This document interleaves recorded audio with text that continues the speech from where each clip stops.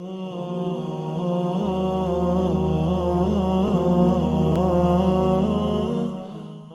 صلی علی سیدنا محمد وعلی آل سیدنا محمد وبارک وسلم۔ السلام علیکم ورحمۃ اللہ وبرکاتہ۔ اپنے اگلے سیگمنٹ کے ساتھ ہم حاضر ہیں۔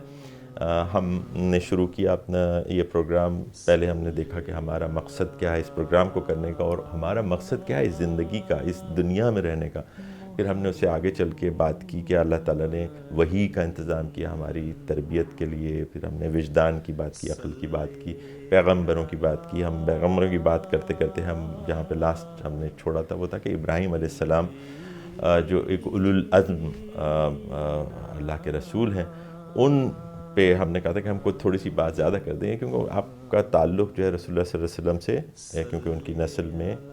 آپ آتے ہیں۔ ہم نے کہا ابو الانبیاء ہیں وہ،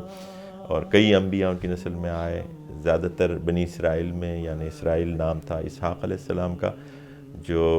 ان کے دوسرے بیٹے تھے، اور جو پہلے بیٹے تھے جو کہ ایک دوسری ماں سے جن کا نام تھا حاجرہ علیہ السلام، ان کے بیٹے اسماعیل ہوئے، اور جو سارہ تھیں ان کے بیٹے اسحاق علیہ السلام ہوئے۔ تو جو سارہ تھیں وہ پہلے ابراہیم علیہ السلام کی وائف تھیں۔ اب ان کا قصہ یہ ہے کہ ابراہیم علیہ السلام بابل جو جگہ ہے، بیبلون عراق میں، وہاں سے ان کی جو سٹوری ہے وہ شروع ہوتی ہے کہ انہوں نے وہاں پہ ایک تو حق کو پہچانا، اللہ تعالیٰ نے ان کو یہ صلاحیت دی کہ انہوں نے حق کو پہچانا، اور وہ اللہ تعالیٰ کی وحدانیت پہ بلیو کرنے لگے۔ پھر اللہ تعالیٰ نے اس سے آگے بڑھ کے ان کو یہ پیغمبری کا جو کام تھا وہ دیا، اس کے لیے چن لیا۔ اللہ تعالیٰ چن لیتا ہے، یعنی واللہ یفعل ما یشاء و یختار، اللہ تعالیٰ جو چاہے کرو، جس کو چاہے چن لے۔ تو اللہ تعالیٰ نے ان کو چن لیا تھا اس کے لیے کہ ان سے یہ کام لینا، بہت اہم کام لینا۔ تو انہوں نے جب اپنی قوم میں اور ان کے والد کے متعلق، آزر کے متعلق یہ ہے کہ وہ تو رکھوالے تھے، وہ جو بت کدا تھا اس کے دیکھ بھال کا کام بھی ان کے ذمہ تھا، اور انہی کے بیٹے کو یہ کام سپرد ہوا کہ اس کے خلاف بات کرنی ہے، جو یہ غلط عقائد صلاحیت کر گئے انسانیت میں۔ تو انہوں نے وہ بات کی، پھر مختلف آرگومنٹ سے، مختلف دلیلوں سے ان کو ثابت کرنے کی کوشش کی، جس میں انہیں بہت زیادہ کامیابی نہیں ہوئی۔ ان کی بیوی سارہ اور ان کا بھتیجا لوط علیہ السلام یہ تھے جو ان کے ساتھ مسلمان ہوئے۔ پھر وہ جو سارا قصہ ہے کہ انہوں نے وہ بتوں کو توڑ کر ایک طرح سے ایک نیا آرگومنٹ ان کے سامنے پیش کرنے کی کوشش کی، کہ وہ بڑے بت کے پاس وہ جو جس چیز سے توڑا تھا، جس ڈنڈے سے، اس کو رکھ دیا، اور وہ جو آرگومنٹ ہے پورا کہ جی یہ اگر یہ کام نہیں کر سکتا، توڑ نہیں سکتا، تو پھر آپ اس کو پوچھتے کیوں ہیں، وہ پھر کیا کام کرے گا آپ کا۔ بہرحال سزا میں ان کے لیے یہ طے ہوا کہ انہیں جو ہے آگ میں پھینک دیا جائے گا۔ تو وہ انتظام ہوا، آگ جلائی گئی، اس کے اندر جو ہے وہ ان کو پھینک دیا گیا، اور اللہ تعالیٰ نے ان کو یہ یقین اور وہ اطمینان دیا تھا کہ وہ اس پہ راضی ہو گئے کہ ٹھیک ہے، یہ حق کے ساتھ ہوں میں، اور میں کھڑا ہوں۔ اور یہ چیزیں، یعنی یہ پیغمبروں کو اللہ تعالیٰ اتنی ہمت دیتا ہے۔ آگے چل کے ہم دیکھیں گے آپ صلی اللہ علیہ وسلم کی لائف میں بھی کئی ایسے ٹائم آئے جن میں اللہ تعالیٰ کی مدد شامل تھی، اور ان کو اتنا اسٹرینتھ اور اتنی ہمت دی کہ انہوں نے اس کو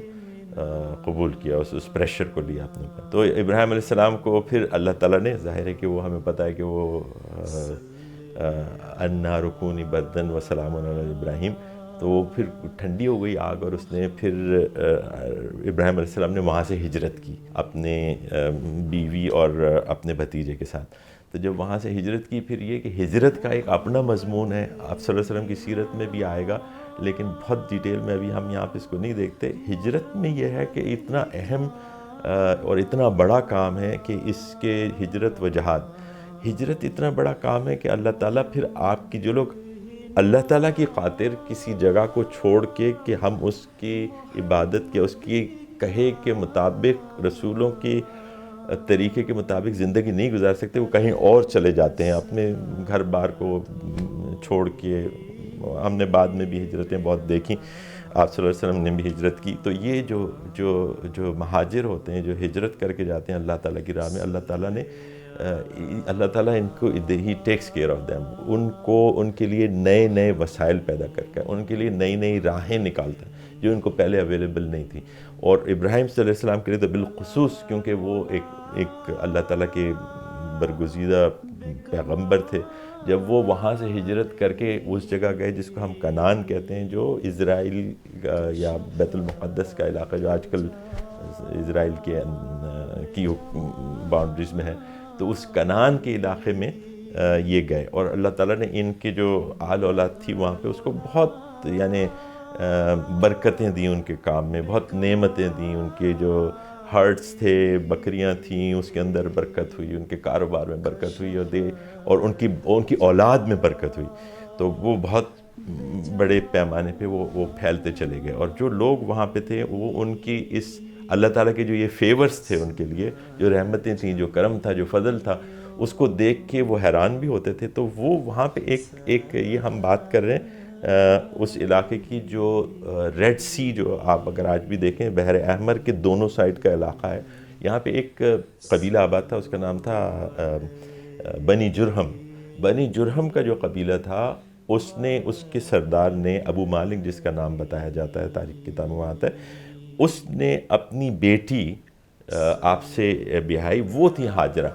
اب یہ اسرائیلیات کے اندر جو روایات ان کے حضرت اسماعیل کے اور ہاجرہ کے رتبے کو کم کرنے کے لیے انہوں نے جو اپنی جو بہت ساری چیزیں گھڑ لی تھیں، ان میں سے یہ بھی تھی کہ وہ ہاجرہ جو تھیں، وہ سارا جو ان کی پہلی بیوی تھی علیہ السلام، ابراہیم علیہ السلام کی، ان کی کنیز تھیں یا ان کی باندی تھیں۔ یہ بات یہ درست نہیں ہے، بلکہ اسرائیلیہ یعنی جو یہودی علماء ہیں ان کی کتابوں سے بھی یہ ثابت ہو جاتا ہے کہ یہ بات ٹھیک نہیں ہے، ان کے اندر بہت کانفلکٹ ہے۔ ایک رائٹر بتاتا ہے کہ وہ فرعون کی بیٹی تھی، بہت ہی یعنی مشہور رائٹر، وہ بتاتا ہے کہ وہ فرعون کی بیٹی تھی، لیکن دراصل وہ ابو مالک کی بیٹی تھی، جو کہ ایک عرب قبیلہ تھا جو بحر احمر کے دونوں سائڈ پہ آباد تھا، اور یہی وہ قبیلہ ہے جو بعد میں جا کے مکے میں بھی آباد ہوا۔ ہم اس کے بعد بات کریں گے کہ ابراہیم علیہ السلام کو یہ حکم ہوا کہ آپ اپنی اولاد کو، جو پہلی اولاد تھی اسماعیل علیہ السلام، جو کہ کافی عمر میں جا کے ان کو ہوئی تھی، اس کو اور اپنے بیوی کو جو اس کی ماں تھی یعنی ہاجر علیہ السلام، ان کو لے جا کے ایک ایسی جگہ جہاں پہ بالکل ہی ویرانی تھی، کچھ بھی نہیں تھا وہاں پہ، وہ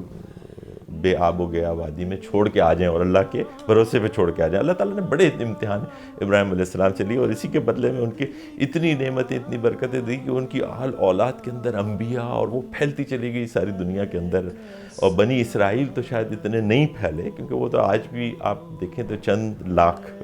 یعنی ملینز میں وہ ہیں، اور جب آپ آل ابراہیم کو اس طرف سے دیکھتے ہیں، اسماعیل علیہ السلام اس شاخ سے، تو ہم دیکھتے ہیں کہ بلین سے زیادہ جو ہے نا وہ مسلمان ہیں، جو کہ ان کی امت میں آتے ہیں۔ ظاہر ہے کہ ان کی اپنی اولاد بھی بہت زیادہ ہے، اور پھر ان کی امت بھی بہت ترقی کر کے بہت آگے تک پہنچی۔ اقول قولی ھذا واستغفر اللہ لی ولکم ولسائر المؤمنین۔